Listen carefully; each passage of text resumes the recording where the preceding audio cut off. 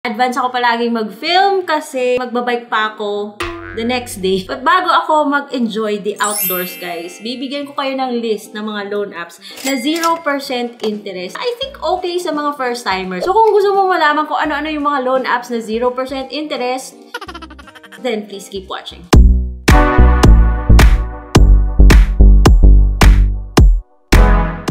Hello everybody!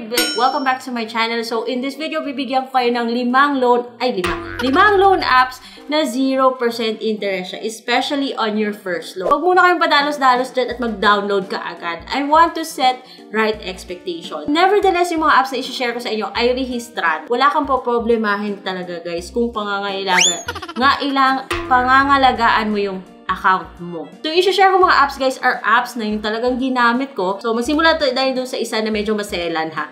Itong si Maya Pay in 4.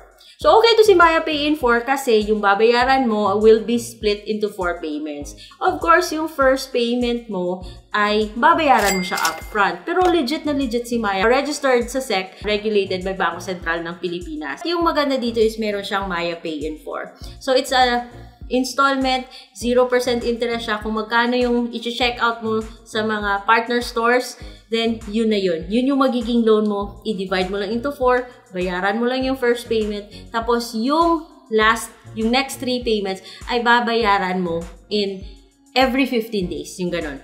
So, ba't sinasabi ko parang maarte tsaka maselan? Don't take it negatively, guys. Because what I'm just trying to say is, kailangan meron kang Maya account.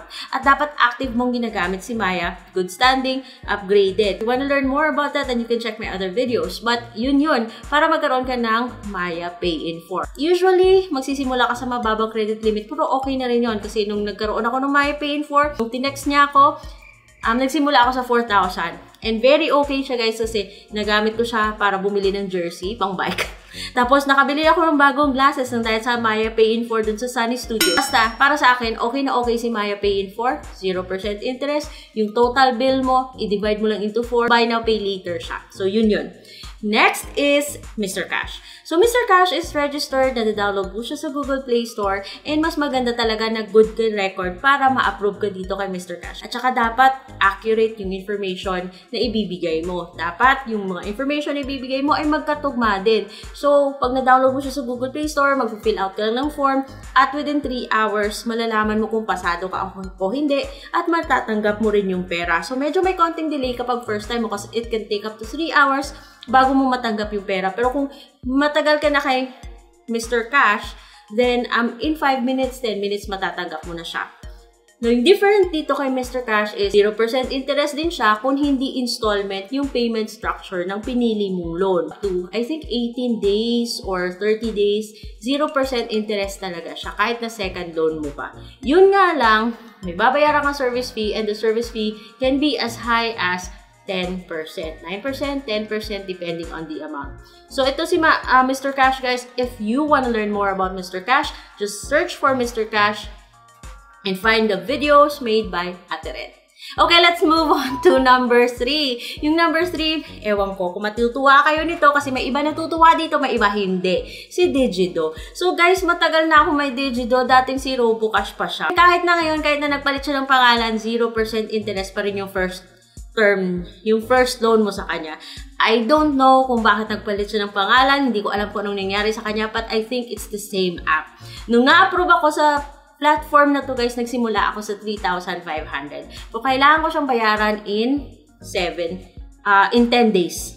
So, maikli lang yung term. Pero 0% interest talaga siya. Pero hindi ka makaka-expect ng mataas na credit limit at hindi ka makaka-expect na makakapag-loan ka ng up to 30 days. Pero kung repeat borrower ka naman, then meron siyang interest, and interest is like 1.6% per day, which is okay naman compared to other loan apps. Kaya nga dapat careful ka kapag gumagamit ka ng Digido, at dapat pang emergency lang talaga siya.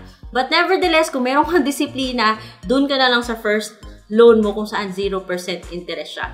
Kasi 0% interest siya at okay siya pang tawid kasi pwede kanyang pautangin ng up to 3,000 kahit na first loan mo. Pero depende yan kay system kasi may iba, 1,500 yung first loan, mababa lang yung kanyang number of days or kanyang loan term. Yung succeeding loan mo, pwede kang humiram ng up to 25,000 pesos. But syempre, kapag repeat borrower ka na, may interest na, hindi na siya 0%, and payable up to 30 days na siya. So, only use when emergency lang talaga ito kay Digido. Dapat alam mo, study the terms and agreement kasi medyo masakit yung kanyang interest. And now, let's go to 4 and 5. And parang mako-confuse ka sa dalawa to kasi para silang kambal. Pag-usapan muna natin si OLP kasi matagal na akong gumagamit ng OLP. So, yung fourth natin ay si OLP. Itong si OLP, matagal na siya guys. Kahit before pa magka-lockdown, nandiyan na si OLP. Ilang changes na rin yung nangyari sa app na to guys. At masasabi ko na mas okay si OLP ngayon kaysa dati. Even so, kahit na dati or ngayon man, 0% talaga yung first loan mo. There are two ways para mag-loan kay OLP. Pwede kang direct sa website nila kung ayaw mo mag-download ng app. O pwede ka rin mag-download ng app kasi para sa akin, mas namomonitor mo yung movements ng loan mo kapag meron kang app. Now, itong si OLP, first loan mo is 0% interest pero meron siyang disbursement fee. So, yung first loan mo, babawasan niya ng 45 pesos. So, pwede ka niyang i-approve sa 1,000, 1,500, 2,000, 2,500, depende yan kay system. Pero, expect ka na syempre, magsisimula ka sa mababang amount. Pero, yung second, yung third, yung fourth loan mo, buong-buo mo na matatanggap yung perang ilo-loan mo. Yun nga lang, meron siyang interest na parang 15% per month. At kung swerte ka, pwede mo tanggalin yung kanyang borrower advantage package para mapaliit mo yung fees na babayaran mo upon due date. Pero kung hindi, medyo mataas-taas yung fees tsaka interest ni OLP. So, dapat pinapangalagaan yung account para tumaas yung credit limit at maging maganda yung terms na ma-offer niya sa'yo. And meron siyang prolongation fee na tinatawag, which I do not recommend na i-take nyo kasi parang babayaran mo yung, I think, 28% ng whatever is outstanding para ma-prolong yung loan. Parang ganun pa rin yan. It's fee for borrowing money. Pag-isipan na lang mabuti bago gumamit ng OLP. Pero for emergency, guys, yung kanyang first loan ay 0%. And finally, itong si Peso Ready. Pinagtabi ko si Peso Ready tsaka si OLP kasi parang pare-parehas lang sila. Parehas lang talaga sila guys. Magkakambal sila. Nagpalit lang sila ng color. So, itong si Peso Ready, ganun din. Pwede ka mag-apply online, pwede ka rin mag-download ng app.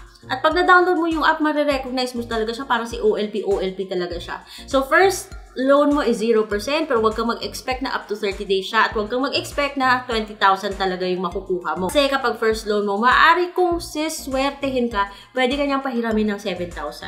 Pero kung hindi ka masyadong maswerte, magsisimula ka sa 1,000 pesos. At tulad ni OLP guys, meron siyang ikakaltas sa disbursement fee, which is 45 pesos.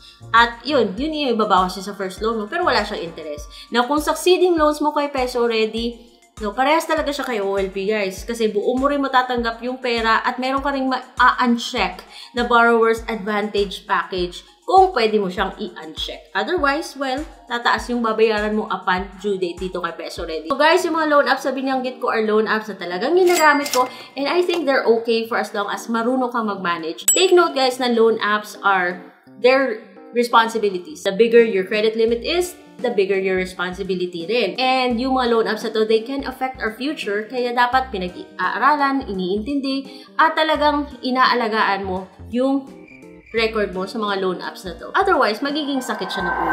Pag-isipan mo talaga kung kailangan ka mag-loan dito. So again, kung meron kang disiplina, you can just stick with the first loan kasi 0% interest sila. At sana wag ka nang mag-reloan mga guys, kung pang emergency or pang tawid man lang. Pero kung kailangan talaga, then who's going to stop you? For as long as nababayaran, walang problema na umutang guys sa mga nagja-judge. Wala silang pakialam sa the way you manage your life. So, I hope meron kayo natutunan sa video na to guys. Kung meron man ako nakalimutan, of course, put it in the comment section below. Kung meron kayong gustong ipatry sa akin, but please make it legit kasi nagsasubmit talaga ako ng personal information ko dito, then just put it in the comment section below mga guys. I hope to see you on my next vlog. Bye!